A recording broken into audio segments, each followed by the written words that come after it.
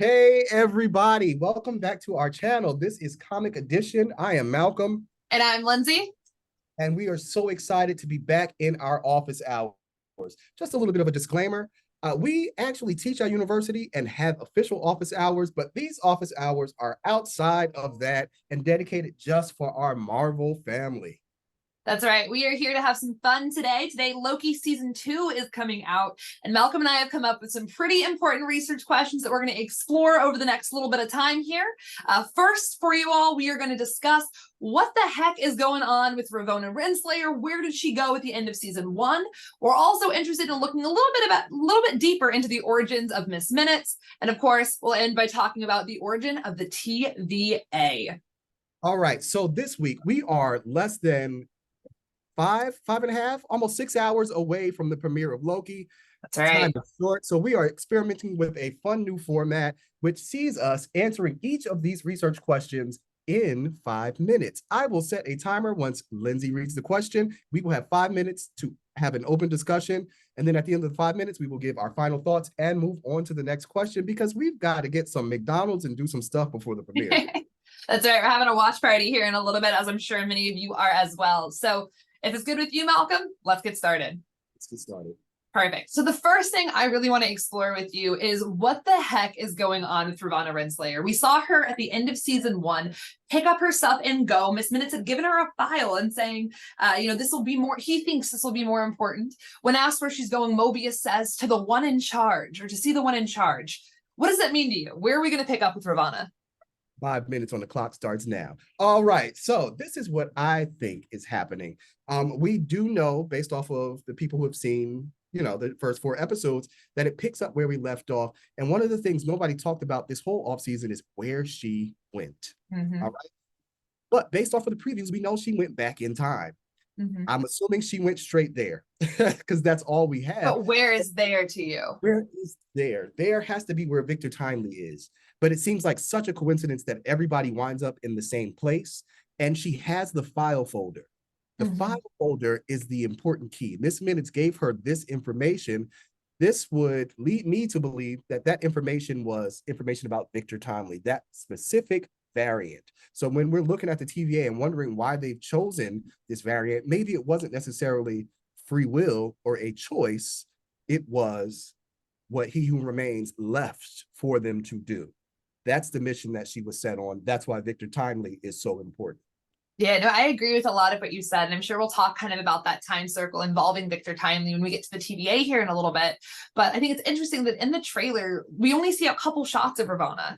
And one of those is her in the exact outfit she left that TVA office with Mobius in, holding the file folder, having her bag stuffed with her little, pruner.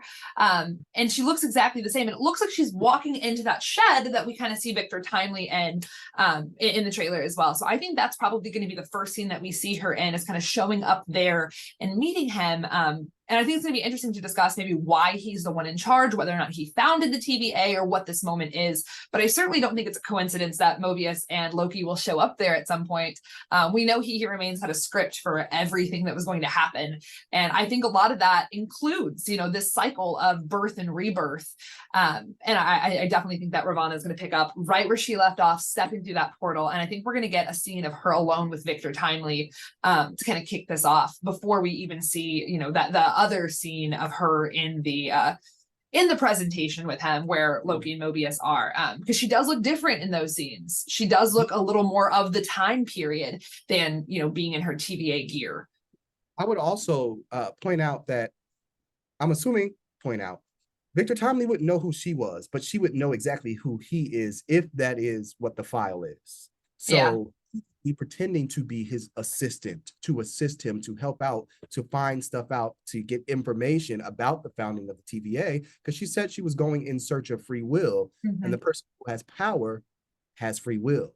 So if I do my research and I'm looking up, perhaps if we are seeing the founding of the TVA, we don't know how much she actually knew. She thought the timekeepers were in charge. Right. So she might be in search of truth, and I truth think it's that person.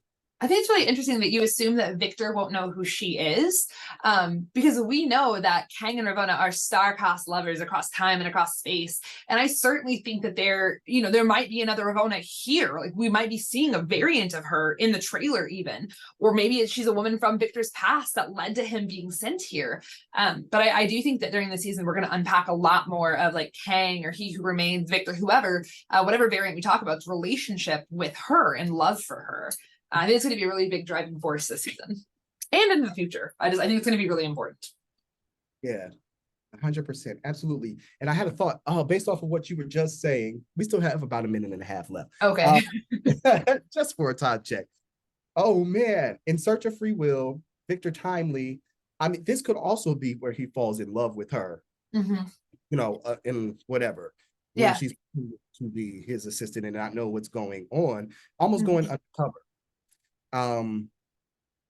She's important. I don't know. And I feel like, can I put something on the clock real quick? One of the really interesting points of her in the comic is when the very first time that Kang is coming to her kingdom and decides to try to like impress her and makes her fall in love with him, she sacrifices her life when Baltag, his like general, tries to assault him, and that's when Kang is like devastated and throws her into suspended animation. And I think that there's a chance that we see something like that unfold with maybe instead of the Avengers or Baltag trying to kill Kang, maybe we see that with like Loki and Mobius and her giving her life to protect the one in charge. And that could be the cycle that throws him into like devastation. We could just see it unfold with some different characters in a very similar capacity. It could also be Sylvie, and that would be what they that throws her life in front of, or like no, Ravonna that does it, but Sylvie that tries to take his life again, but Ravonna sacrifices herself, which is why Sylvie was pulled from the timeline and punished for her entire life. Which we do see a variant of Ravonna in the Void at one point. And so that could be like that original version from that time period that we see, and then Ravonna comes in. But that could be like the Victorian era. I say Victorian era, Victor Timely era. Yeah, I like that one. Time is up. 5 minutes is up. Final thought for this question. I really think that we are going to see part of her love story unfold. I want that to be a central part of Kang Dynasty. And so when we pick up with her, I think we're really going to start diving into the complexity of her relationship with whatever Kang variant she's interacting with, we believe to be Victor Timely. So I think we're going to get a big love story this season, for sure.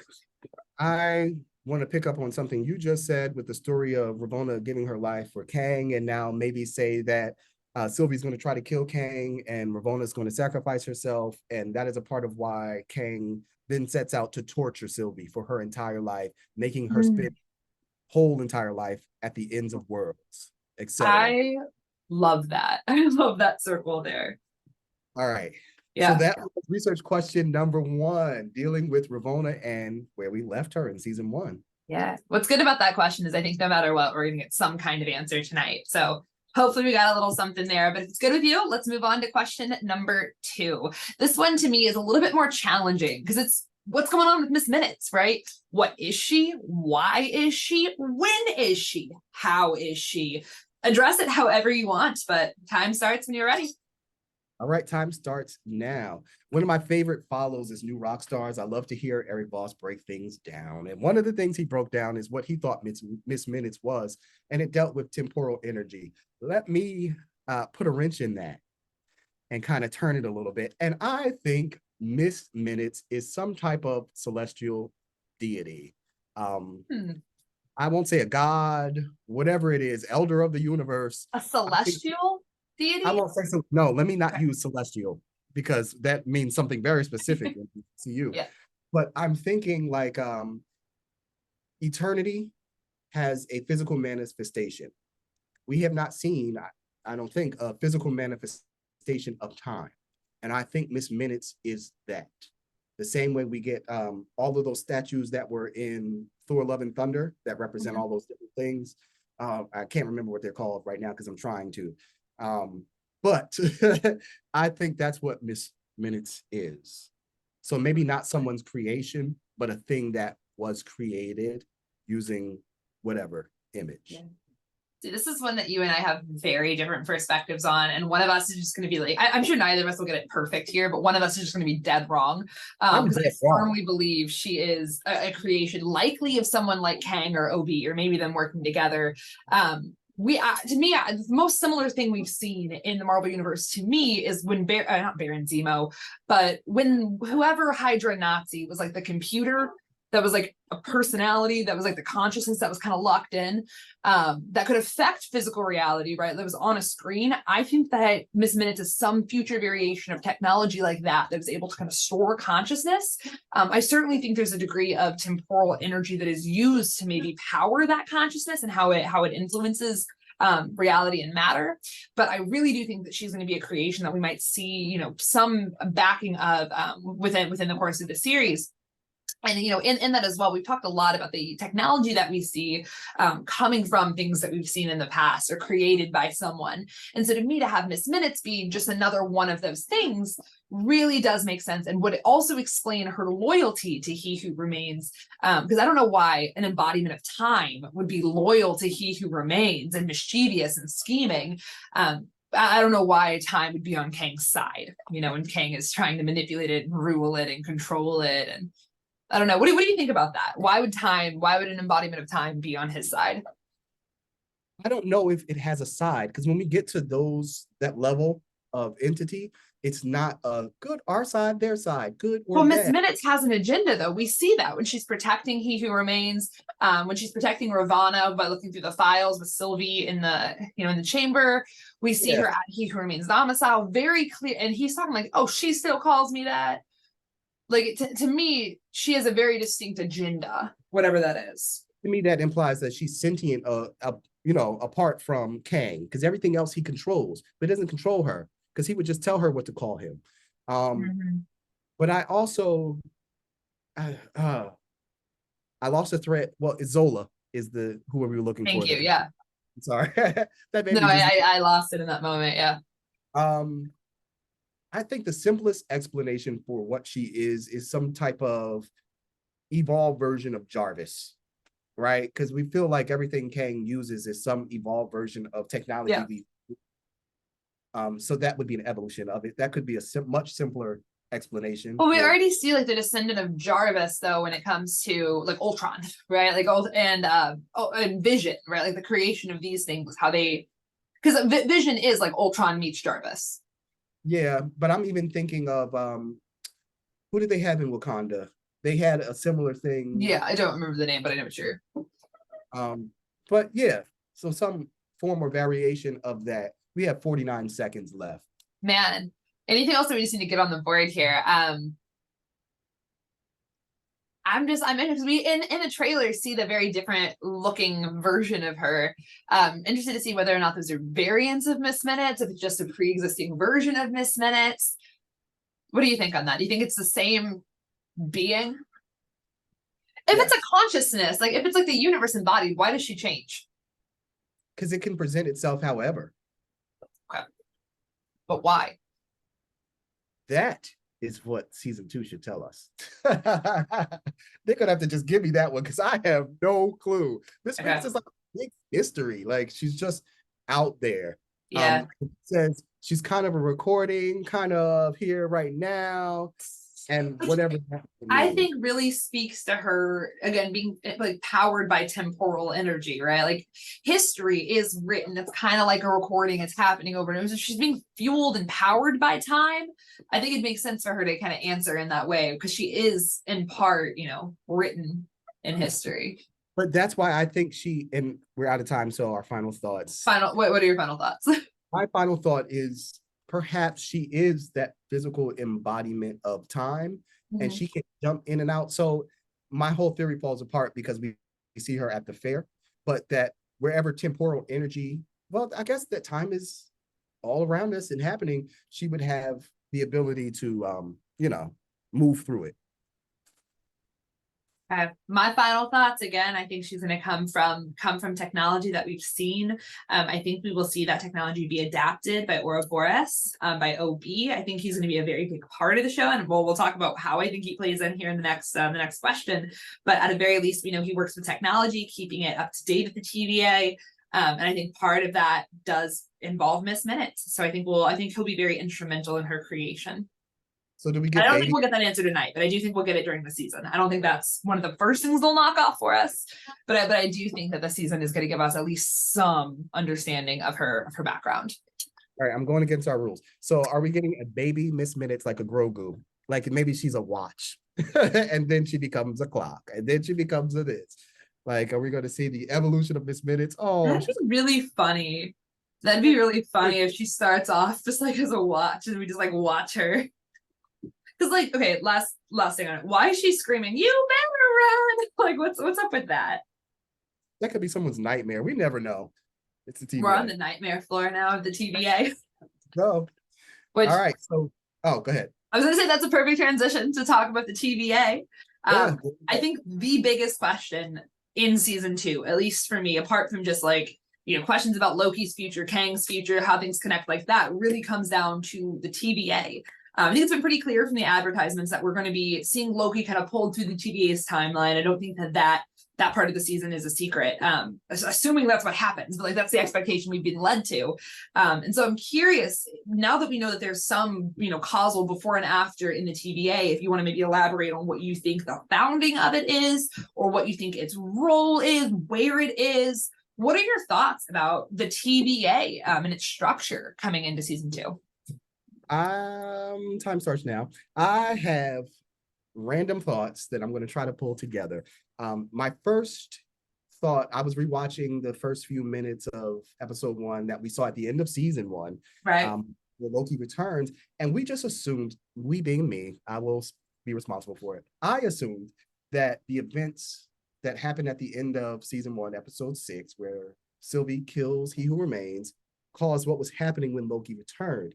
But if we understand it as happening in the past of the TVA, then perhaps that's not the case, and there is some other emergency happening. Perhaps the emergency that causes him to no longer have his statue up and for him to create the facade of the timekeepers. Mm-hmm. My initial thought was agreeing with something I saw somewhere about the TVA being that World's Fair we see, captured in something, a bubble of some sort. But then I kind of talked to you and I went away from that. So this is what I'll say. Perhaps the TVA is on a longer time loop like the one that Mobius sent Loki to when he was with Lady Sif. And it just kept repeating itself. So the TVA is doing its work on repeat in giant time loop. And I just watched something they had 17 minutes with Miss Minutes on Twitter. I'm not going to call it on Twitter. And it was talking about them having 17 minutes exactly for their lunch, no more, no less. Why? It would keep you on schedule in terms of the loop that is being created, right? Yeah. Now, I think we should take 5 minutes apiece to explore this topic, just because there's so much to unpack here, and we're 2 minutes in.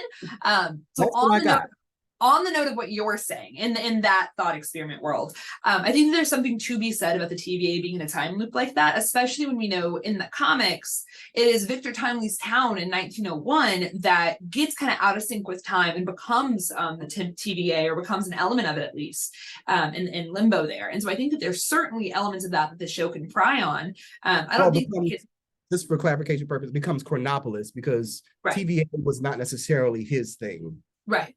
But becomes out of sync with time in a space used by the variants, right? Is really what I'm referring to there. And I don't think that it's an accident that in Ant-Man 2, we saw the city of Chronopolis that looked different than what we see in the TVA, and it looked different than what we see in Quantumania. And maybe there's some element of connective tissue, in that arena. I could certainly see there being a time loop there, because again, we know that there's before and after causal effects now. And something we were talking about before we hopped on here today, how did Loki even get there, right? And he's being sent there by the temp pad that Sylvie's using, that comes from He Who Remains. She programmed at TVA, but there's absolutely a chance that He Who Remains knew what period in time he was going to be sending Loki to, and did so intentionally. And so on that note, I'm gonna transition to what I think might be going on, which is like a bigger question that I've kind of played with out loud with you a couple times here, because there's a lot of moving parts, right? In my mind, when I think about He Who Remains, when I think about the cycle of Kang, the questions that come through my head are about why he wanted certain things to unfold on the timeline in the way that he did. And this is where you and I differ a little bit about how in control He Who Remains might actually be of what's going on. But to me, at the point where we are seeing him have scripted moments down to that last final seconds with Sylvie and Loki, I really do believe that everything that we have seen up to this point really has been, authorized by He Who Remains. So like the questions I have there that I think I have answers to, right, is like, why Loki? Why is Loki special enough to be the one here in the Citadel with him? I think we'll get that answer throughout season 2, the events that he wants Loki to do. But also, like we've talked about, if you send Loki back and he goes anywhere on the timeline and he says, hey, Kang's coming, no one's going to listen to the villain, right? You can't trust him. We have the question about as well from Quantum Mania. A lot of those that we've talked about that I think, again, tie back, and I swear I have a point here, but I'm getting all this on record here. Why Janet? Right? Like, why was Janet so important to be in the quantum realm with him? Because that's a thing that this is hard to articulate without showing a diagram. But at the point where we know, I'm going for it on here. At the point where we know that He Who Remains is existing out of time. We know that Kang the Conqueror throughout Quantum Mania was in the quantum realm, which is past avoidance of Atomica with Janet. And we know the Council of Kangs exiled He Who Remains, or exiled Kang there. Though in my mind, those three parts have to be connected because Janet was in the quantum realm with Kang while He Who Remains was in charge of the TVA. For that to be true, again, in my mind, there's some significance to why the heck it was Janet Van Dyne down there. And I think we see part of those elements unfold in Quantum Mania. But with that, the question again of why Scott? Why was Scott in the quantum realm for however many 5 years? And why is he relevant? I think a lot of that has to do with him being gone. Important, one, to bring time travel into the MCU, to have that idea in game, but also for the point of being gone and absent from Cassie's life, because we have why Cassie Lang, why is she important? This is the most interesting one that I like, is the reason I want to talk about this. We know why Hank, right? Because of Pym particles, we need those for time travel, we need those for moving through space and time. And then Cassie Lang in Quantum Mania develops what is the word for it right now? Like a satellite for the quantum realm to be able to navigate it. And that is so significant and something that people aren't talking about like at all. I think Kang needed that to happen, but additionally, we know a variant of himself, Iron Lad, falls in love with Stature. That's how the Young Avengers happen, or that's not how it happens, but that all happens, and I think we're building to that story. I think Cassie's really important, and when we look at that little telescope, I think that is a very similar device to what we're seeing here in the TVA and in the creation of the TVA. And I think that this series is going to give us some answer of that, because I think that this technology that we've seen, this is such a long answer, and I'm so sorry, but I think that the technology that we've seen is going to lead directly to the creation of the TVA, including Cassie's work that probably are what led to us having temp pads, her being able to, steer through time and space.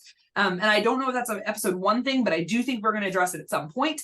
I think that He Who Remains authorized or was aware of the Council of Kangs existing. I think he was aware of a Kang being in the quantum. I think all of those pieces where there is a safety net so that whenever he does die, whenever Sylvie does stab him, he can guarantee his own future. We double back on itself just like a snake biting its own tail, Ouroboros.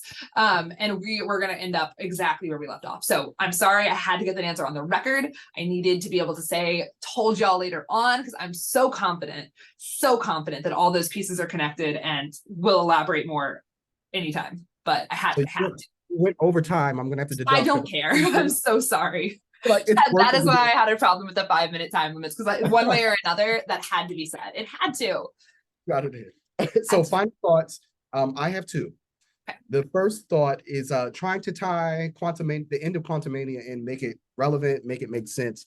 Yeah. Perhaps something goes wrong with Victor Timely's Marvel, whatever machine is, and the town gets sucked into the quantum realm, almost like they did something. Ant-Man put those things on his machine and it sucked him in. Mm-hmm. Perhaps he get all sucked into the quantum realm that way. Something backfires. Number 2, just in regards to Kang in general, I see him more as an editor and not as an author. Mm-hmm. Which is we differ in terms of how we see him. I agree with you. No, it's not that I disagree with you on that. We just understand what that means differently. Make your point, but I do agree with you. I don't think he's writing. But he allows. Yeah. So the timekeepers supposedly were writing time. That was the thing. And I think that's a clue to us seeing him more so as editor than author. Like he's not making time happen, but he's editing time so that the result is what he needs it to be. And he created the facade of the timekeepers to create this illusion that whoever's in charge has more control than they actually do. And final thoughts. Yeah. So in response to that, again, I do very much agree. Like he is not physically like moving you down the road, but he knows what roads are there and can prune any of them. So the effect is essentially the same. And I think that he, more than anything, has just been allowing the events to unfold in a very particular way to get everything to fall in place. And I think that includes what's going on with his variants. Out of Loki prediction, I think we're going to end up right where we started with He Who Remains, or at least like get very close to it, whether or not we settle on that as a resolution. I think there's a lot of really interesting play that these projects have done with like scripts, right? Even in She-Hulk, how she meets Kevin. And I don't think that we should ignore the similarities between those things, just like we shouldn't forget about things like Moonlight. This morning, we got a clip of Casey listening to the same machine, or same sleep, stay awake machine that Steven's listening to in episode 1. And I don't think any of these things are by accident. I think that Kang very much has like allowed his seeds to be planted throughout time, which includes to throw Ravonna throughout time, to throw himself throughout time. I think it's all going to matter. I think this show is going to be the thing that ties it all together. And I really, really am hopeful for that. I see how it can happen. I feel so optimistic. Like, what are your final thoughts on the show in general? Like, how do you expect to feel after tonight's episode? Good. Good. To feel good. I expect to